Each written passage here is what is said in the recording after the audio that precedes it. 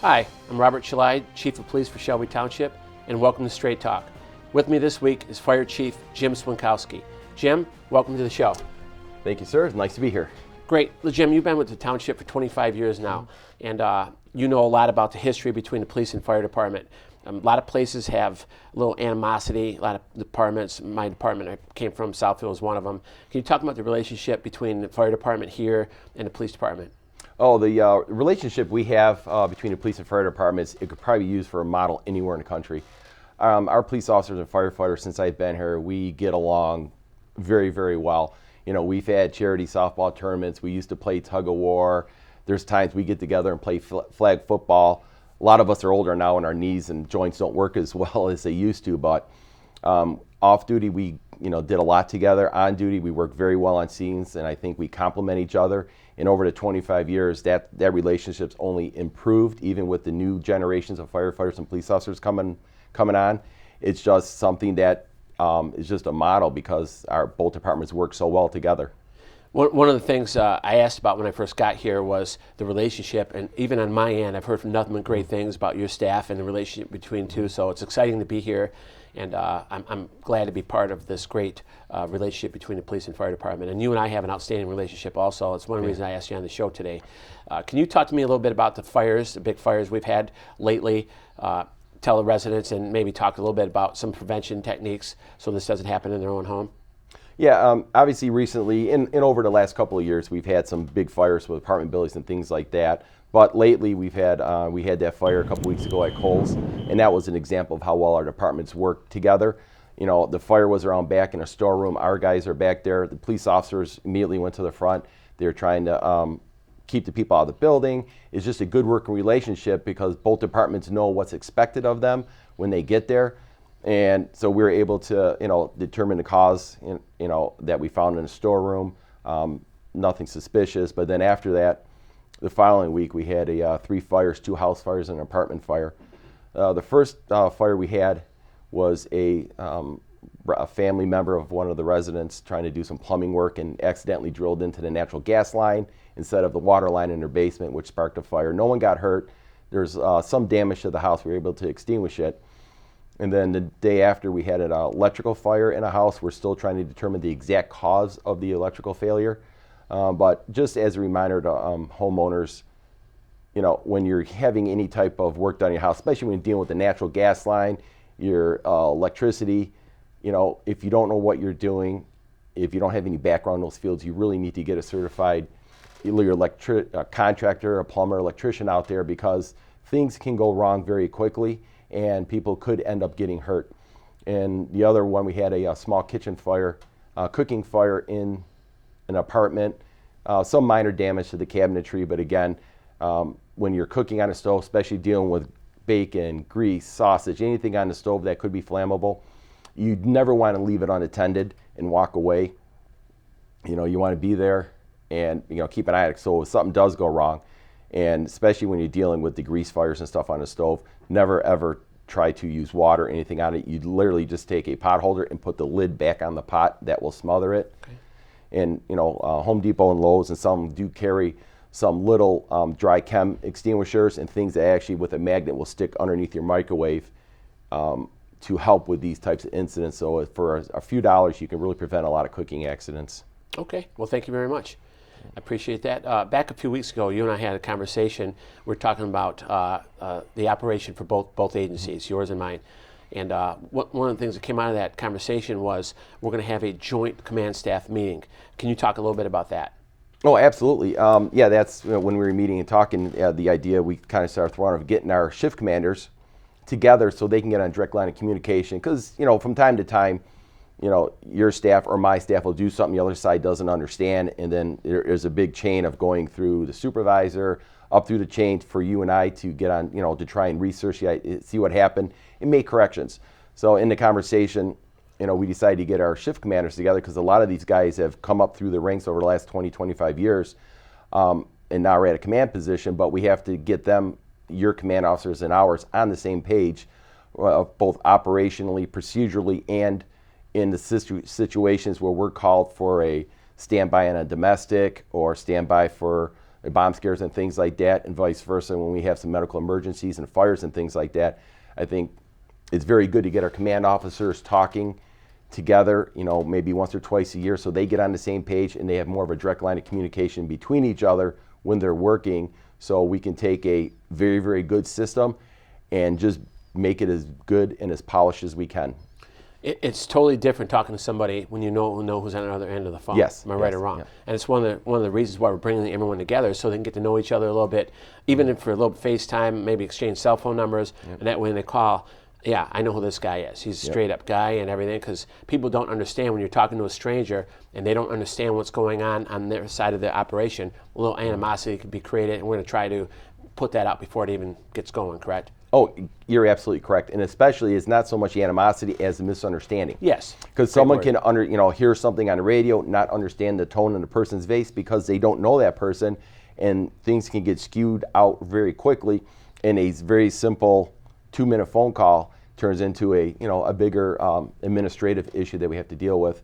And getting these guys talking and communicating better, I think it goes to the extent that the value we place on public safety here in a working relationship, because both of our departments are lean, but we run very efficient, and anything we can do to enhance the services that we give and cooperate with each other, I think it's just better for the residents of the township.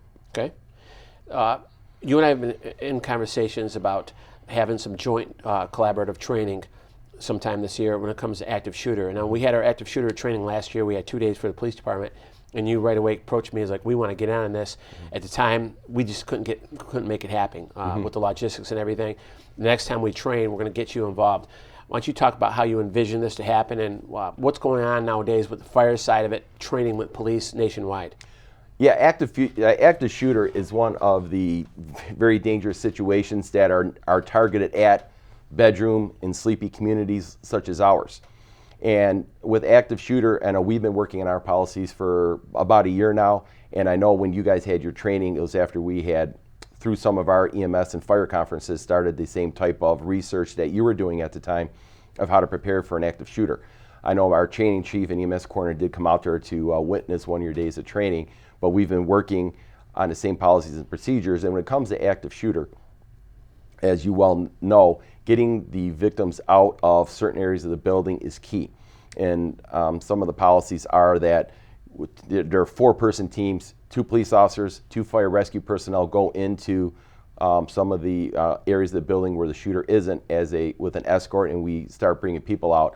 But getting our equipment that's required, such as vests and things like that, and getting our staff training together so we can work on the national plans that they have for active shooter is key, because the only way that we can be proficient at it is by training, and getting both our departments together to train on active shooter accomplishes 2 things. A, it makes us prepare should such a devastating incident happen here, and secondly, it helps our officers, police officers, and firefighters work together to get to know one another in the event that we need to be involved in something like that. Right. Well, one of the things I've been saying since day one, since I walked in the door here, and I've been saying this for years now, you just don't know where the next active shooter is going to be. You can take a dart, throw it at the map of the United States, and that's where it's going to be. We know it's coming, we just don't know where, and we have to be prepared. When you and I talk to the board of trustees about this, obviously there's going to be a cost related to having us train. We're going to have to tell them and stress to them that we have to be prepared. They have to expect us to protect the community like we've been entrusted to. We've got to train and be ready to go. Yep, like I said, the best offense is having a great defense and being trained and prepared and being ready to go at a moment's notice, because in those types of situations, every second counts. We've seen all the examples from around the country where these have taken place, and a lot of lessons get learned, and each time there's a devastating event, there's lessons that are learned to better prepare us, and that's what we need to do is be ready to go. And so everyone knows that we are trained, we are the best equipped, best prepared, so should something happen, we're not going to be wasting precious seconds trying to figure out what to do, because we'll already know what to do. Okay. Some exciting news for the township and the fire department. Talk to us a little bit about Station 5. Yeah, Station 5 has been floating. It's been an idea since going back as early as 2005. The township is really in the early 2000s, late 90s, 2000s, really the population growth has been east of M53 on the eastern portion, but a lot of that growth in population density has occurred south of 22 Mile, in the 22, 21 area between Shaner and Hayes, and even going as far up as Van Dyke, the expressway. And that's the one area where we don't have a station coverage. Our fire stations are typically located, we try to put them near residential areas because that is where we need to respond. So, given, someone in cardiac arrest or having a heart attack, every minute counts. Dealing with house fires, and once a fire in a house gets going, the fire will double in size every 19 seconds. And as newer technology and more of these synthetic materials come out, fires only burn hotter and faster. So with our response time and the population density, that area over the last 3 or 4 years has about, east of M53, we run about 38-39% of our total run volumes, house fires included. And in fact, one of the house fires we had was over in that 22 and Shaner area. And but with traffic, and we all know what traffic's like trying to get through the intersection of 23 and Hayes in the evening, or 23 and Shaner, is very difficult. So that station, putting the manpower and the resources there as a first response, has been on the radar, going back over 10 years now. So, we all know about the traffic over 23 and Shaner area, but there's development that's coming, it's going in, and it's just getting more difficult to get by. We have one station east of M53, and when that station is on runs, which, again, 38-39% of our runs are in that area, so chances of them being there all the time is not very good. The next closest station is 23, west of Van Dyke, so it's a long response time to get there.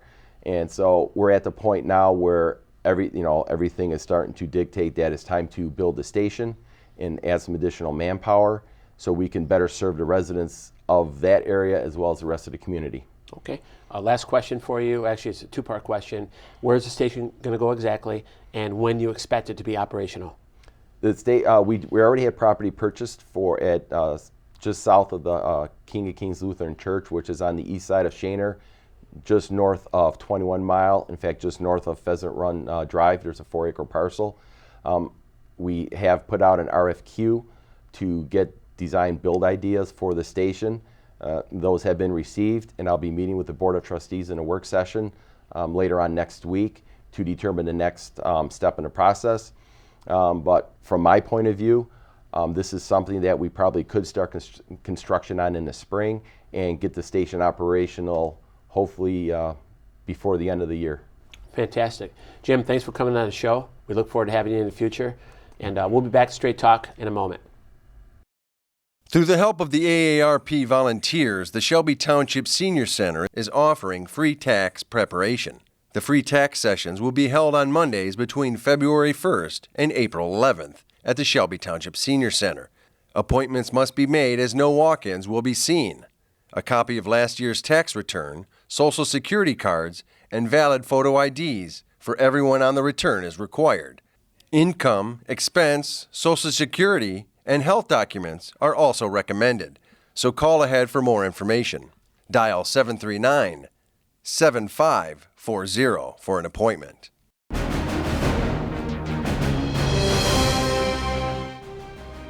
Hi, welcome back to Straight Talk. Our second guest of the day is Officer Chris KILLOP. Chris, welcome to the show. Thank you, sir. Chris, you're an evidence technician. That's one of the reasons I had you on here to talk about our evidence technician program. First of all, how long have you been with the Township, and then how long have you been an evidence technician? I've been with the Township for 11 years, and I started immediately in the evidence tech program with the Township of Shelby, with the police department. Immediately, you said? Yes. Okay. Can you tell us a little bit type of calls that you respond to as an evidence technician? Well, as an evidence tech, we're basically our liaison from our patrol to our detective bureau to help handle cases, for instance, fingerprints, digital photography, accident scene investigation, going all the way to evidence collection in terms of cases, what the officers need. Our evidence techs work very closely with the patrol officers in terms of, first thing, we'll go out there, we'll just sit back and we'll observe, we'll talk to the officers, and then first question we'll ask them, what do I need to help you with? We'll ask them what they're going to need, and we go about that situation and collecting evidence. Okay, so basically, you guys are our CSI. And Yes. CSI on TV is nothing like real life, correct? That is- We don't solve these cases in an hour or even a day or two. It's a very tedious process, correct? Why don't you talk to us a little bit about what happens when you actually take a fingerprint from a car, walk us through the process and how it ends up in the end. You're correct. Abby from CSI, wonderful person. She has a lot of neat tools. There are things that she can do that I could only dream of. Our process takes time. We don't have that opportunity to have everything done in 60 minutes with 3 commercial breaks and an opportunity to go get a snack from their fridge. It takes time in terms of going out to the scene, processing the scene, collecting evidence, proper storage, making sure that it's labeled properly and getting out to MSP, whether it's going to be a DNA analysis or it's going to be a fingerprint check through APHIS, or if it's going to be something that we need to go into further to a different specialty with the Michigan State Police Crime Lab. Our job is to collect, procure, label, secure, and put it correctly to the proper departments where we can get our information back. And it takes time. It takes anywhere from, if we're lucky to get a hit back from APHIS in maybe 8 weeks, we're doing very good. That's a good print, sir. Okay. I know one of the things in Southfield when I was a detective, that sometimes some of the stuff took a year to get the information on the DNA related stuff. Why don't we jump right into that, to DNA stuff? What is our protocol procedure for DNA collection? What are our capabilities, and when do we use it? Well, DNA, people have to understand about DNA. It's good evidence. It's stuff that we can, anything that's tangible that a person is around. We can always put DNA evidence into a category of whether it's tangible, something that we can introduce to court or to our detectives convinced that a person was at a particular place. It could be a cigarette butt, it could be a shoe, it could be a shirt, it could be a piece of chewing gum. We're always looking for something at a crime scene that is unique, that's tangible, we can collect to grab information saying that a particular person, known or unknown, was at a particular place at a particular time when a crime occurred. It's a matter of collecting it, again, procuring it, making sure it's properly marked, and then getting to the MSP in Sterling Heights for the DNA analysis, sir. Okay. Can you talk a little bit about the capabilities of our lab? Working closely with MSP over the last couple of years, it does take time. The DNA, every person has an identifiable DNA chain or strand inside of them, and what they're doing with it is the time that it takes to get the DNA. If I remember correctly, talking with the people down there, you're looking anywhere from 8 to 10 weeks to get a result back, if I'm understanding that correctly from what I remember, sir. They're so backlogged with what's going on with DNA because it's such a new entity into our crime fighting. They're trying, a lot of the departments are bringing as much as they can in to work with us so we can create the database for these DNA. DNA, if it's known or unknown, we're to the point now when we're processing prisoners now, and if it's a felony, we're taking DNA swabs from prisoners so it's on hand. DNA coming from a crime scene, whatever it may be, we're processing it, we're sending it down to MSP. Okay. Now, our partnership, you mentioned earlier, it was with MSP, Sterling Heights. Do you, as an evidence technician, take stuff over there directly, or you just take to our lab and our court officer takes it over there? What is the chain of command on that, chain of custody? Our chain of custody will collect it, we'll secure it, label it, and it'll be brought to the attention of our detective bureau. From an evidence tech point to a detective, we will debrief on what we've located, the importance of it, the significance of what it's going to play in the case, and how it can help the case.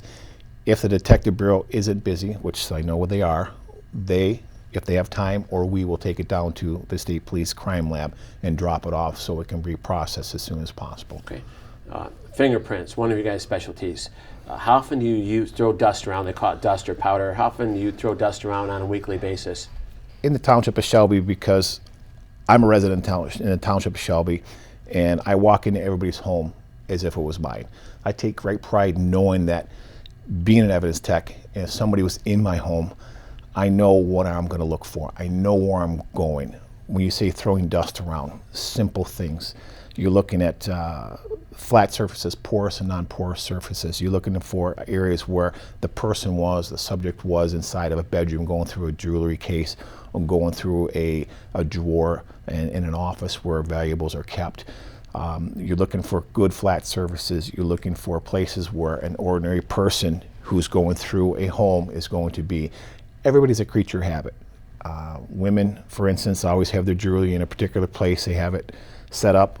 Men have a drawer in the bedroom or the office where they keep all their collection of everything that the wife doesn't want you to have in the pocket or that falls out of the washing machine. You just go through different entities and you just find out, because most of the time you got a short window of time. The person coming inside the house is going to areas where they may believe things of value are going to be kept. So where's it going to be? Bedroom, jewelry chest, next to the bedroom, desk, bottom drawer.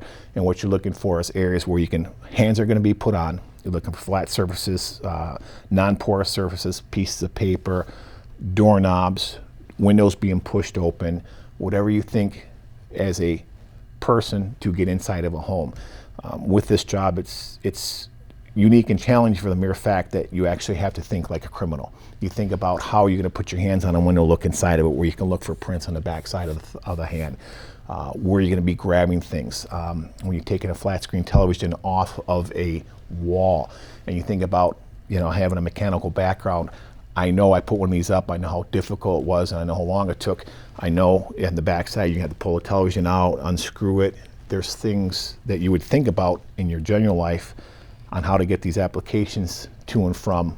I got it on the wall, how do I get it off the wall, where your hand's going to be. Throwing the dust around, you're looking for places where you can get a good, nice flat surface, nothing that's too textured, where you can get yourself a nice latent print from. Chris, I love hearing you talk like this. I love hearing you explain to people. I love you telling them, as a township resident, you walk into people's home like it's your own home. I've been telling this for years, speaking to officers, back when I was an officer, saying all people want to do, treat them like we would treat our own family members.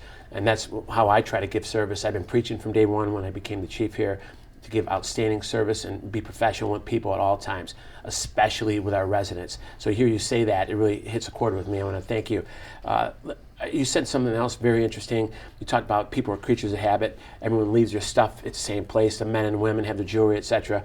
I remember an old lieutenant of mine I worked with in Detroit got his house broken into, and he was devastated. He said, I just wish I wouldn't have kept everything in one area for him to get. He said his big regret that he wished he would have spread stuff around and not kept it. What can people do to protect themselves, whether it be alarm systems or hiding stuff or valuables? What are your thoughts on that? It's important. If you have firearms in the house, don't put them underneath the bed. Invest in a good safe. Not only are the safes quality enough and they're fireproof for X amount of time, but you can also put your jewelry inside of there, valuables. You can put your legal documents in there, your wills. You're talking about your diplomas, pictures that are priceless that your mom and dad or your grandparents gave you. Safes are wonderful things, and they're not ugly anymore. They're actually very attractive pieces of furniture that you can put inside. Yes. I'll let everybody know, mine's my master bedroom, and I love looking at it because I know what I have inside of there is so important to me. Yes. When you're talking about inside of your vehicles, lock your vehicles up, people, please. Don't leave things inside of there. I know it's only an X amount of time window, 5-10 minutes, or if it's overnight, take the things out, bring them inside your houses. You're looking at your desk in your office, everything else like that. You want to know something? Unplug your laptop. If you're going to be gone for the weekend, put it inside your safe. Make sure that you move things around inside the house.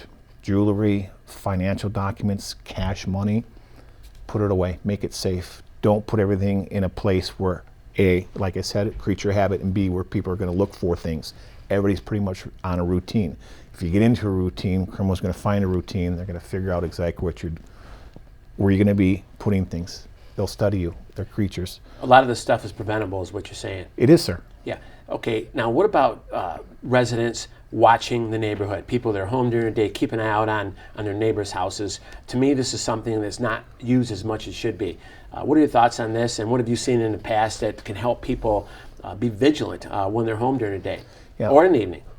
One of the funnest things I have to do every day is Sergeant Taylor, traffic officer, tells us to get to the bus stops. I enjoy conversing with the bus moms. Bus moms know what's going on in the neighborhood. Yeah. Bus moms are the eyes and ears of the neighborhood. You want to know what's going on in somebody's house, who's doing this, who's getting their house taken care of, who's getting new furniture. Those are the people you talk to. And I tell these people, make sure, if you're going to be gone, if you're going somewhere, communicate with your neighbors. Always have somebody you can communicate. I let them know about our vacation check policy. I let them know if anything's suspicious in the neighborhood. Please call us. It's our job. I want to be in the residential subs, okay? We have a traffic bureau. We have officers on the main roads. That's fine. I want to get inside. I want to see, well, why isn't this snow shovel off this driveway. Why isn't there tracks inside the house from the fresh snow? And I'll check the vacation list, and it's not on there. So I'll find out. I'll go to the bus stop. Hey, are these people on vacation? Oh, yeah, they are. I'm keeping an eye on their house. Communication with your neighbors. Let them know where you're going to be going and what's going on. A lot of times people don't want to let neighbors know what they're doing. They don't trust their neighbors. Well, you know something, people, start trusting your neighbors. There's always somebody in the neighborhood that you can always find and you can affiliate with that you're going to like, and let them know. If it's not neighbors, it's family. If it's not family, we can be your family. We'll look after your house and make sure. Absolutely, what bothers me the most when people go on vacation, we get a phone call that says, yep, they've been on vacation, they came back to their house, something's been broken into or something's missing from their house. It's frustrating to me because I look at our roll call checklist for a vacation, they weren't on there. Talk to the neighbors, did you let anybody know what's going on? Nope, we didn't let anybody. Be vigilant, stay vigilant. Have your friends, have your neighbors, have us help you. Okay. Chris, you're talking a lot about the vacation list. What people don't realize, or I want them to realize, is that if you are going on vacation, what Chris is talking about, please call the police department, let us know your address, when you're going to be gone. We'll put you on our list, and we'll do house checks regularly while you're on vacation during that time period. A little extra safety benefit having the patrol cruiser riding up and down your block, so please keep that in mind. Chris, it's been a pleasure having you on the show. I look forward to having you on the show in the future. Thank you. Thank you, Chief. I appreciate it. Very much, sir. This has been Straight Talk with Robert Shelide. Thank you for watching, and we'll see you next month.